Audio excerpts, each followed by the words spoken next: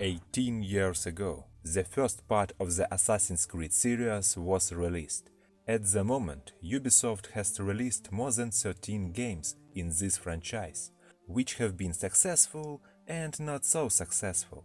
Now, like Ubisoft itself, the Assassin's Creed series is not in the best position, and who knows what awaits them in the future. However, this is not about this now. Last year, rumors began to circulate that remakes of several games in the series were already in development, and it seemed the first Assassin was also among them. But does this game need a remake? Of course, yes. The first Assassin's Creed is a game with huge potential, which for various reasons could not be realized. But in this video I will try to explain how unique the formula of the first game in the series is, what it was missing, and what can be added in the remake, thanks to the current capabilities. But first I want to explain what exactly I consider a remake. A good example, Mafia Definitive Edition, a game made from scratch on a modern engine where only the plot remains unchanged. In the case of Assassin's Creed, the cities will have to be completely redesigned. The street layout and the scale of all buildings will have to be adjusted. After all, initially in the first part of the series, the scale of buildings was 1:3, but in Unity, houses began to be designed at scale of 1:1, which radically changed the gaming experience. So, due to the fact that the buildings will become larger, the parkour mechanics will have to be updated. For example, adding a quick climb to the roof of the buildings. In principle, Ubisoft will not have to come up with anything new, but simply add ready-made solution from other games in the series to the remake. Especially when there is already Assassin's Creed Mirage. The game is as close as possible in style to the first part of the series, and Baghdad was made incredibly beautiful, which gives hope that Jerusalem, Damascus and Acre in the remake will be made no worse. Now it was talking about the main problems of the original Assassin's Creed. They come down to 2 points. The first is the combat system. The second is the monotonous plot. Let's start in order. In the first Assassin, the combat consists of the following formula. It is a block and a counterattack, and while you are dealing with one enemy, the rest just politely stand and wait for their turn. With such a scheme you can kill an entire army. In the remake, I will take the combat system from Unity as a basis, and then refine it to suit the necessary conditions. After all, the very essence of an assassin is to be stealthy, not to be a terminator. And if you decide to engage in open combat with 3 or more opponents, then you must immediately be prepared. Then this duel will not to be easy, and sometimes the only outcome will be escape, and if you unlucky, then death. Guess they'll never learn.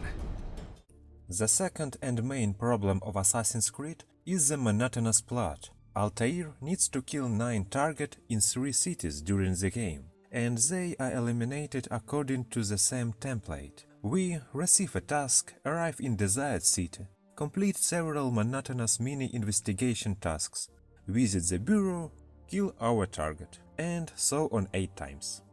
Yes, I should note that the game provides some variability.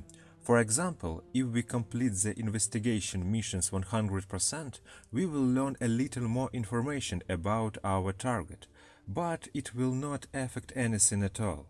The dialogue with our colleague in the Assassin Bureau will not change. When he asks what we know about the target, no new elimination options will be provided. Everything will be the same, if we simply complete the required minimum tasks.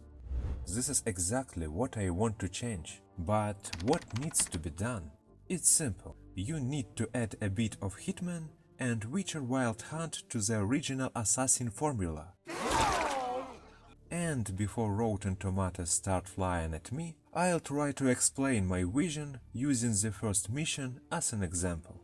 Altair's first target will be a certain merchant Tamir, who is located in the city of Damascus. This is all the information that was provided to us. We will learn more about him in the city itself. So, we set off on our way. And now, at the moment of Altair's way to a certain city, I would introduce the first change. I would add conditionally random events. In our case, a gang of bandits would attack some man, and we can either not interfere or help the man. If we choose the second option, then the man will thank us for the help. It turns out that he is a merchant and, like us, is hidden to Damascus. And if suddenly he can also help us with something, then you can find him at the market. Here I want to make a small digression.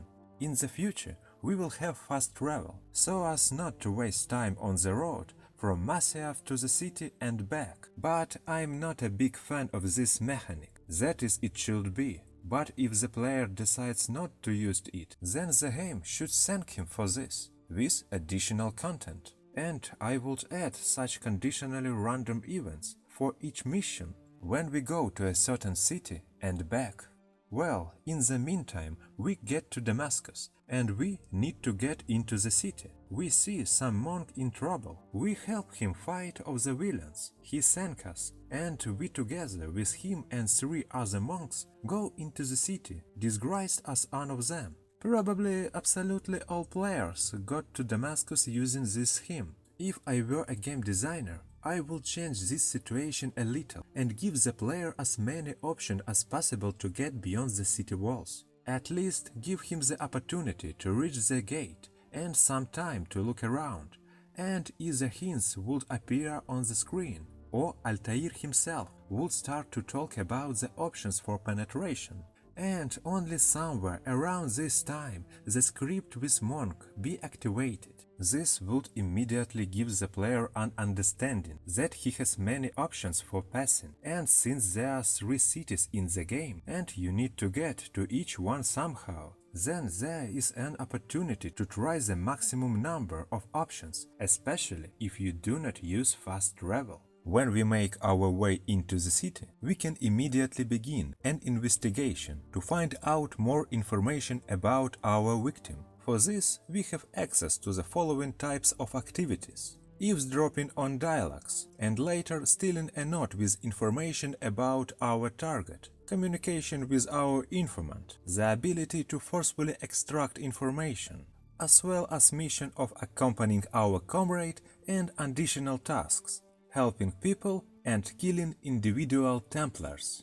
It is important here that all these tasks somehow influence the final mission to eliminate Tamir, and for this Tamir himself needs to be written much better as a character. In the original game, we meet him only in a cutscene at the market, where he makes claims to some old man for an unfulfilled order for swords, and then kills him. From this scene, we can conclude that this man is rich, dangerous, and a complete asshole. He is a rather important figure for the entire market and the poor district as a whole. I would add some kind of huge bodyguard to him, like the Mountain in Game of Thrones, who followed Cersei. This would have shown his rotten nature better, that he hides behind his guards if something happens. That's why he behaves so brazenly with other people, and also showed that he worries about his own safety. After all, he's an armed dealer. He probably has a huge number of enemies. And in the cutscene, there is no one near him. Go and approach while he is arguing with the old man. But if the Mountain were standing there, then Altair would have to think about something. Plus, I would add some kind of warehouse on the market, or a trending stall for Tamir, his personal place where they bring him goods and where he does business. Why this is necessary, I will explain a little later. And we return to additional activities. First, we will analyze stealing a note with information. Here I would not change anything in general, but eavesdropping on the dialogue before the theft, I would strongly rework. For example, the people we eavesdrop on would mention Mountain, Tamir's bodyguard, in their conversation, saying that he, using the authority of his master, decided to engage in racketeering, and demands money from one laundry, let's say. And when we steal the note, a laundry mark appears on the world map, but without any call to action. This is important. That is, the player himself must show curiosity and go there. And already in the laundry, we would meet Mountain and be able to kill him. Then this would be reflected in the final mission to eliminate Tamir. And therefore all investigation missions should be built on the principle that the information you learn can be used in the future. And even such things as helping passers-by should also be important. In the original game we can help as many as 12 people in a poor district, and that's too many for such area. You can't take a step without hearing cries for help. I would reduce the number of such people to 5, but again make them all different. For example, we can save a monk, an old woman, an old craftsman, a young man who steals to survive, and another young woman.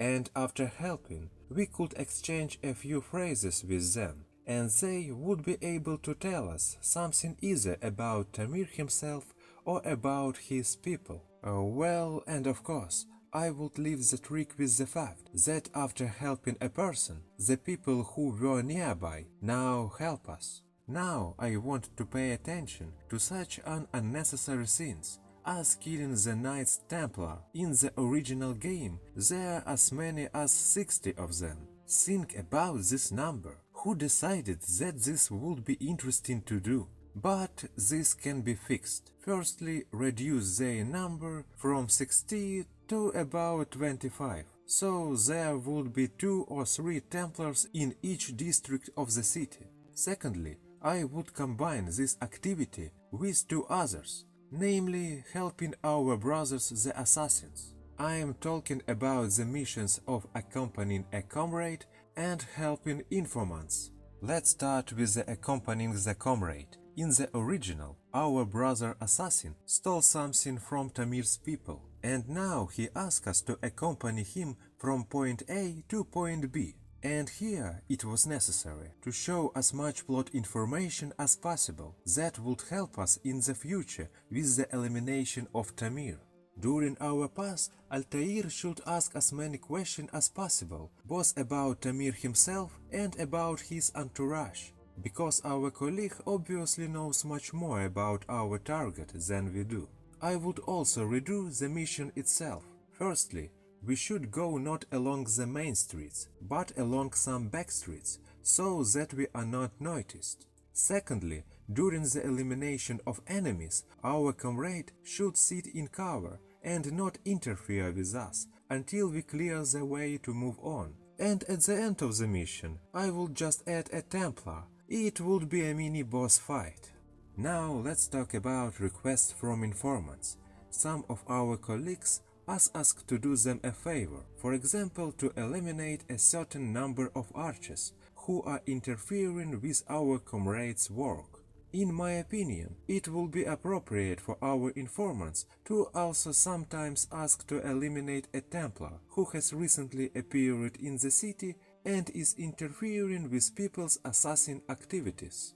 And here my main message is to write additional tasks as best as possible, so that it all does not come down to such things as go kill one, protect the second, see off the third, and so on 10 times. In the video format, I can only indicate the direction in which to move in order to make the most correct remake. Therefore, it is better to do fewer tasks, but to work them out better. Write as best as possible even secondary and tertiary characters, give them names, character, and so on. This is exactly the work that will pay off, for which the players will be grateful. Well, we still have to analyze the last additional activity. This is beating out information. Here, by the way, I would not change anything radically. Perhaps I would give the player a choice. Beat up a person to get information, or maybe it is enough to simply intimidate some. And if they do not want to talk, then use force. Well, so we have completed the investigation missions. Let's imagine that we have completed everything 100% and are now ready to head to the bureau to get permission to kill the target. But then we remember about that merchant whom we protected on the way to Damascus and decide to visit him. So we head to the market. There we found him and were able to talk to him. And during the dialogue we learned unique information that Tamir has a warehouse in the market and that is where he begins his rounds. And that now, according to rumors, he is busy with some kind of large deal. And that old man from the cutscene is somehow involved there. I would also give the opportunity to go in and talk to this old man, maybe even offer help in elimination Tamir, if the old man says that he feels danger for his life. By the way, the old man can decline our offer, but we still learned additional information and are now heading to the bureau. In the original game, when we get to the Assassin's Bureau, we talk to our colleague about our target, and it doesn't matter whether we completed the investigation missions 100% or just minimum amount, the dialogue will not change. This moment must be corrected in the remake, because the more information you learn about the target, the more option for elimination you now have. Therefore, the dialogue with our assassin from the bureau should be interactive and well developed, so that he has his own opinion about our option for eliminating Tamir. And if we say that we just want to kill him openly in the market, then he would logically answer that in this case we will have to run away from many guards. In short, during this dialogue, we will choose a plan to eliminate Tamir. And after that, we can already move on to the case. Here I would like to immediately stipulate that all the changes in the investigation missions are what I would add to the game from the third Witcher. If you played the Hearts of Stone, you should remember the robbery of the Barsodi auction house, for which Geralt needs to prepare. And it is this spirit of preparation before the main event that I would like to feel in the remake of the first Assassin. And directly in the mission to eliminate the target, I would add a lot of things from Hitman. Therefore, we don't have to stick to our plan to eliminate Tamir. Nice.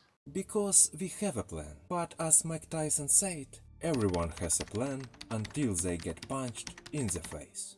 You initially planned to kill Tamir secretly, but made a mistake and were noticed. So, now you have to get out of this situation. But I'm getting ahead of myself, and in order to properly tell you how the main mission should work, let's start with our arrival at the market. If you have completed only the minimum amount of investigation tasks, then the main mission will begin as in the original, with the cutscene where Tamir kills the old man. But the more you learn, the more option you have for starting the mission. And if you visited the merchant you saved on the way to Damascus, then Altair will even know the exact place from where Tamir will begin his round. By the way, regarding Tamir, he should have his own daily routine at the market. That is, he should start his round from his warehouse. Then those showdowns with the old man will happen. Then he should visit a certain number of places at the market, and then return back to his warehouse and do some business there. And the ability to eliminate him should be both before the round and at any time during the round and after. I agree that this will be a very difficult task for game designers, but this is exactly the kind of remake that the first Assassin needs. By the way, you can ask a reasonable question: won't such non-linearity contradict the game's lore? Because the first Assassin is not an RPG, and according to the plot, the events in the past are just Altair's memories. I will simply answer: No. Firstly, the beginning and the end of the mission will be the same in any scenario. That is, Altair will talk to each of the 9 targets in the corridors of the Animus memory, but the path to elimination the target may be different. Secondly, this non-linearity can be justified by the plot. Ubisoft, by the way, came up with a good explanation back in Odyssey, when the ability to choose the hero's gender appeared. Just when we approach the first city, Lucy will tell us over the microphone that the data on how exactly Altair's eliminated the target is damaged or lost, so Desmond can choose the eliminated method himself. It seems that these are all the key changes that should be made to the remake. Perhaps I forgot to add something, but I think I was able to convey the direction in which to think. But it is also worth mentioning what should never be added to the game. And this is the standard Ubisoft set: capturing outposts, loot boxes, customization, donation, enemy levels, and pumping up your levels, and so on. Yes, I understand that we are talking about Ubisoft, and in fact I'm just shaking the air. But there is one nuance. Now Ubisoft things are not going well, and this is directly related to the games that they have released in recent years. Assassin's Creed Shadows, despite low expectation and a lot of hate, turned out to be a pretty good game, which by the way was reflected in sales. However, it is worth noting that even good sales of Shadows didn't help Ubisoft much, and now the fate of Assassin's Creed will be decided by the new management. Therefore, I still have hope that perhaps with the change of management in the studio, Ubisoft or those who will be responsible for Assassin's Creed will understand that it's necessary to create games for fans, of which there are still huge number. And this video is my fun request, an expression of what kind of product I'm ready to pay for. If you do not agree with me, think that my concept of the game will not work, then write your opinion in the comments. I will be interested to see another point of view. Thank you for your time, subscribe to the channel, and see you soon.